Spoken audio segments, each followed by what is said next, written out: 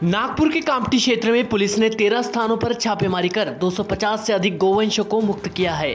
Police की इस कार्रवाई से गो तस्करों में हड़कंप मच गया।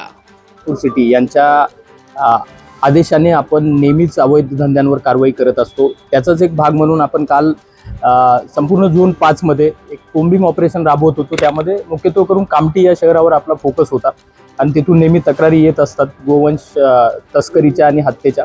तर आपण काल दुपारपासून तर रात्री जवळपास 3 वाजेपर्यंत एक कोम्बिंग ऑपरेशन तिथे राबवलेलं आहे। त्यामध्ये आपण जवळपास 400 जे गोवंश जनावरे आहेत ते चेक केलेले आहेत। त्याच्यामध्ये जे दुधाळ होते किंवा ज्यांचे मालक होते ज्यांच्याकडे व्हॅलिड डॉक्युमेंट्स होते ते सोडून इतर जवळपास 250 जे असे जनावर जे अमानुषपणे डांबून ठेवण्यात आलेले होते असे आम्ही जवळपास 13 जागा आयडेंटिफाय केल्या आणि तिथून त्यांना रेस्क्यू करण्यात आलेला आहे आणि त्यांना गोशाळेमध्ये तिथून ट्रान्सफर करण्यात आलेला आहे आणि त्याच्यामध्ये आपण गुन्हा देखील दाखल केलेला आहे।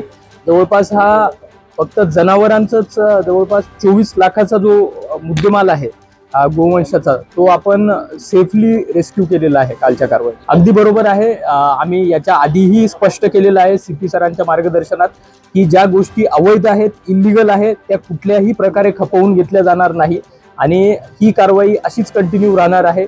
जे कोणी अशा अवैध कारवायांमध्ये स्पेशली आता बकरी ईदच्या अनुषंगाने जर गोवंश हत्या अशा अवैध कारवाईमध्ये जर कोणी सहभागी असेल तर नक्कीच आम्ही ठिकठिकाणी ऑलरेडी नाकाबंदी देखील लावलेली आहे आणि आज रात्री देखील आम्ही विविध ठिकाणी कोम्बिंग ऑपरेशन घेणार आहोत जिथे आम्हाला संशय आहे की अमानुषपणे गोवंश डांबून ठेवण्यात आलेला आहे।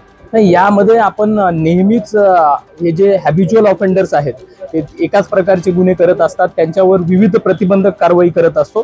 त्याच्यामध्ये एक तडीपार आहे आणि हा गुन्हा दाखल केल्यानंतर आपल्याकडे आतापर्यंत 5 आरोपी आयडेंटिफाय झालेले आहेत। त्या 5 आरोपींचा आपण प्रिव्हियस रेकॉर्ड चेक करत आहोत। ते जर प्रिव्हियस रेकॉर्ड मिळून आला तर त्यांच्यावर देखील एक कडक प्रतिबंधक कारवाई नक्कीच केली जाईल। मकोकासारखी कारवाई केली जाणार आहे काय आणि काल जी कारवाई करण्यात आली आहे ती पालकमंत्री चंद्रशेखर बावनकुळे यांच्याच खरं तर मतदारसंघात कामठीमध्ये झाली।